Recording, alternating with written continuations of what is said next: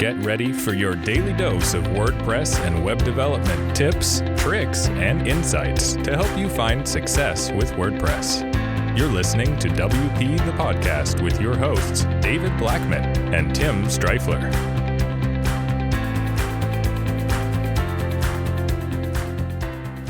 Hey everybody, welcome to another episode of WP the Podcast, brought to you by WP Gears. I'm David Blackman. And I'm Tim Streifler. Today we're going to talk about how to connect with your audience on YouTube. YouTube is the number 2 search engine in the world.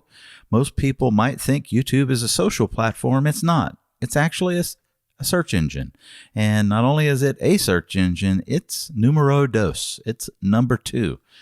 So it's very important. If you have the bandwidth to put content on YouTube for your company, it can greatly help you because of backlinks and video is huge. So if you can do video promotions and stuff for your audience, it's gonna help your business and your brand really, really well.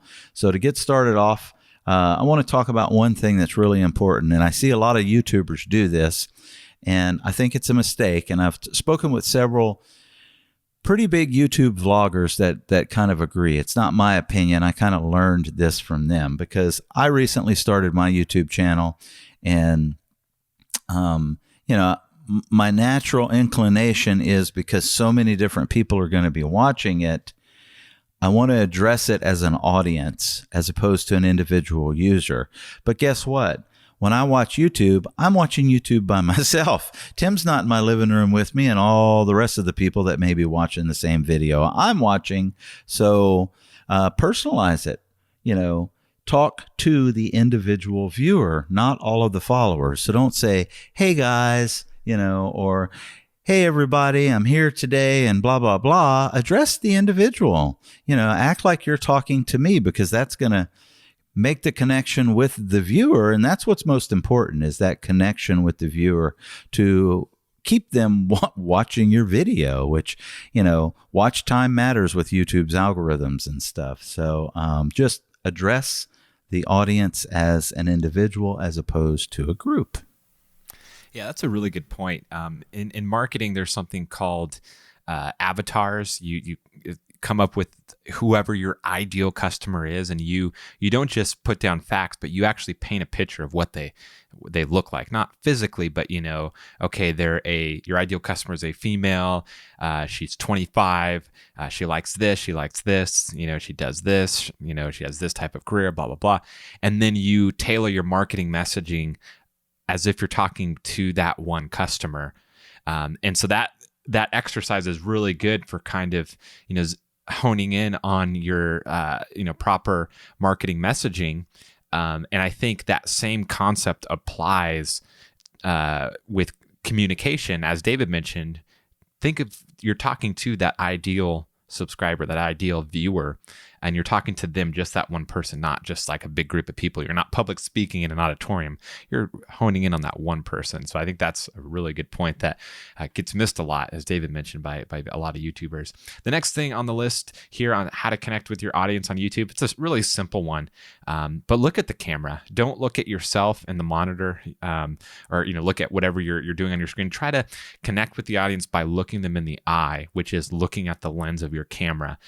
It can feel awkward at first if you're not used to it, but once you get used to it, you'll be able to speak as if you're looking someone in the eye, even though you're looking at a camera lens. Yeah, I think that's a big differentiator for very successful YouTube vloggers. Is they look at the camera, they're zoned in, so you really feel like they're communicating with you and stuff. I fail miserably at this, and I'm working on it. I'm practicing, because Tim's right. It's very uncomfortable to just look straight into the camera and stuff. It feels awkward and odd to me. Hopefully I'm getting better and stuff. We'll find out. I'm about to release vlog 2 on my vlog, and you can go check it out and let me know. Third thing on our list of how to connect with your audience on YouTube is be genuine, smile, be casual, comfortable. If you're uncomfortable being on camera, that's okay. It's going to take some time. You're going to find your voice. You're going to get more comfortable. I can tell you, when Tim and I started this podcast and we weren't even on camera, when I go back and I listen to, episode 1 through probably 50, I definitely tell a major difference between episode 500. And what happened over time is I think Tim and I, we didn't know what our voice was. And it's very similar on YouTube. We didn't know what our, what our presenter person was going to be. It will evolve and you will find your voice. You hear people say that in blogging. It's no different than with vlogging and YouTubing and stuff. You're gonna get better the more that you do it. It's just like working out at a gym. You're working the muscles and stuff, and it's gonna work for you. So fear not. If it's awkward and uncomfortable in the beginning, you're gonna get better. Most important thing is just smile.